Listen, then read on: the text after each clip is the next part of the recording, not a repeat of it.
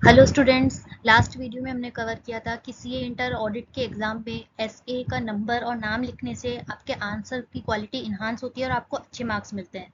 तो यहाँ पे स्टूडेंट्स की ये क्वेरी रहती है, ये प्रॉब्लम रहती है कि उनको एसए का नाम और नंबर याद नहीं रहता। तो इसी में हम स्टार्ट कर रहे हैं। एसए 500 की सीरीज में लेके आई हूँ, जिसमें आपको मेमोरी टेक्निक्स में बताऊंगी थ्रू अ स्टोरी। तो ध्यान से समझिएगा, एसए 500 की सीरीज हम कवर करने जा रहे हैं। तो देखिए, एक सीए अजय होता है, वो एक यंग ऑडिटर है और ये इसकी पहली ऑडिट है। तो देखिएगा, उसने अपना फर्स्ट असाइनमेंट लिया है और कौन सी कंपनी का नाम है 500 लिमिटेड। तो अब ये क्या होता है 500 लिमिटेड पे, ध्यान दीजिएगा। As soon as he arrive, जैसे ही वो ऑडिट करने पहुंचता है तो ही begin collecting audit evidence. Obviously चीज है, वो ऑडिट करने गए तो ऑडिट एविडेंस लेगा। तो यहाँ पे आपका एक चीज याद हो गया कि 500, यहाँ पे एस के 500 का नाम है ऑडिट एविडेंस, ताकि वो प्रॉपरली ऑडिट कर सके, इसलिए वो ऑडिट एविडेंस गैदर करता है।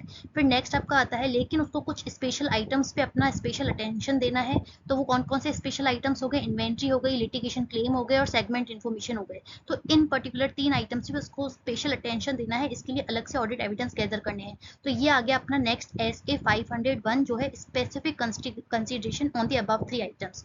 फिर उसके बाद उसको कैश का बैलेंस, डेटर का balance, state payable, state receivable का बैलेंस कंफर्म करना होता है, क्योंकि उसके ऑडिट एविडेंस उसने इंटरनल तो ले लिए, लेकिन उसको एक्सटर्नल भी लेने होते हैं। तो कैश का बैलेंस हो गया, तो वो क्या करता है, कुछ लेटर्स भेजता है टू बैंक को, ताकि वो जो भी बैंक के कैश के ट्रांजेक्शन है उसको एक बार क्रॉस वेरीफाई कर सके। तो ये आ गया अपना एस ए 505, जो कि एक्सटर्नल कंफर्मेशन। यानी इंटरनल बेसिस पे उसने ऑडिट एविडेंस गैदर करने के बाद वो एक्सटर्नल कंफर्मेशन ले रहा है कैश की, बैंक की, ट्रेड रिसीवेबल, ट्रेड पेबल्स के लिए। नेक्स्ट आता है, since this was his first audit, हमने स्टार्टिंग में ही पढ़ लिया, ये इसकी पहली ऑडिट है, पहला असाइनमेंट है। तो पहली ऑडिट तो ऑब्वियसली बात है, for the company he had to verify the opening balances also, क्योंकि उसने लास्ट ईयर की ऑडिट की नहीं है। तो पिछले साल की जो क्लोजिंग थे, इस साल के ओपनिंग हो गए, तो वो भी उसको चेक करना है। तो वो आ जाता है एस ए 510 में, जो बताता है इनिशियल ऑडिट इंगेजमेंट, यानी जब लास्ट ईयर की ऑडिटर ने नहीं की होती है, तो वो पिछले साल के क्लोजिंग यानी इस साल के ओपनिंग को भी चेक करता है। तो वो आता है एस ए 510 में। नेक्स्ट तो उसने को क्या करता है, नेक्स्ट और अजय परफॉर्म सब एनालिटिकल प्रोसीजर, यानी देखिए उसने ऑडिट एविडेंस गैदर कर लिया, स्पेशल अटेंशन भी दे दिया। उसके बाद उसने एक्सटर्नल कंफर्मेशन भी कर ली, क्योंकि वो उसकी फर्स्ट ऑडिट थी, तो उसने इनिशियल ऑडिट इंगेजमेंट भी कर ली ऐसे 510 के अकॉर्डिंग।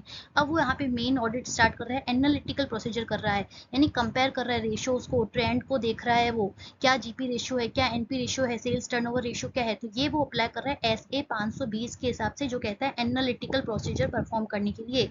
फिर वो देखता है कि oh sales has jumped 50% this year, यानी लास्ट ईयर के अकॉर्डिंग इस साल 50% का इंक्रीज हुआ है। तो उसको ये इंटरेस्टिंग लगता है और वो ये यहाँ पे उसको और एनालिटिकल प्रोसीजर के अकॉर्डिंग सोचता है।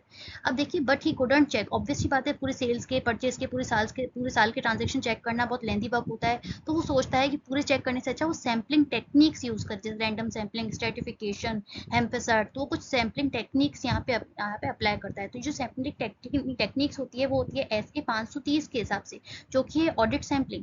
अब नेक्स्ट इसके बाद उसने ऑडिट सैम्पलिंग कर ली, सेल्स परचेज चेक कर ली। अब वो चेक करता है रिलेटेड पार्टी ट्रांजेक्शन, क्योंकि उसको पता चलता है कि सीईओ का जो ब्रदर इन लॉ है उसके साथ मेजर ट्रांजेक्शन हो रहे हैं।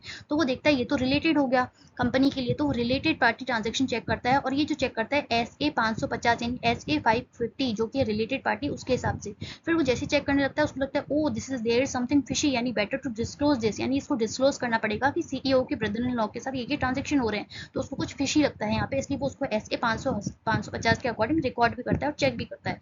और उसके बाद सडनली उसके पास न्यूज आती है कि जो फैक्ट्री है कंपनी की, उसमें आग लग गई है, that is burn down after the reporting date, यानी 31 मार्च के बाद। यहाँ पे जब वो ऑडिट चल रही थी, उसके पास, इस सी अजय के पास यहाँ पे न्यूज आती है कि उस फैक्ट्री में, कंपनी की फैक्ट्री में आग लग गई है। तो ये जो है सब्सिक्वेंट इवेंट हो गया एस ए 560 के हिसाब से, क्योंकि रिपोर्टिंग डेट के बाद हुआ है। तो उसने ये नोट किया कि ये सब्सिक्वेंट इवेंट है और इसके ऊपर इसको रिपोर्टिंग करनी है। अब क्योंकि इसमें आग लग गई है, तो सी अजय वरीड है कि can this company even survive, क्योंकि इसकी एक मेजर फैक्ट्री में आग लग गई है, तो क्या ये सर्वाइव भी कर पाएगी। तो ये जो देखेगा कि एस ए 570 के हिसाब से गोइंग कंसर्न तो हैम्पर्ड नहीं हुआ है। तो वो क्वेश्चन करता है मैनेजमेंट से कि are you confident of the company can continue, क्या आग लगने के बाद भी आप कॉन्फिडेंट हैं कि ये कंपनी आगे 12 महीने तक सर्वाइव कर जाएगी। अगर नहीं, तो वो एस ए 570 के अकॉर्डिंग इसमें ऑडिटर रिपोर्टिंग करेगा। और फाइनली सारे एविडेंस गैदर करने के बाद, बिफोर साइनिंग ऑफ, यानी ऑडिट रिपोर्ट साइन करने के पहले, ध्यान से समझिएगा, वो क्या करता है, रिटन ओन रिप्रेजेंटेशन ले लेता है, यानी मैनेजमेंट से वो एक लेटर ले लेता है जिसमें सारे जो भी उसने ऑडिट एविडेंस गैदर किए हैं उसके साथ मैनेजमेंट का एक पॉइंट ऑफ व्यू ले लेता है, और ये जो है SA 580 के अकॉर्डिंग ऑडिटर करता है।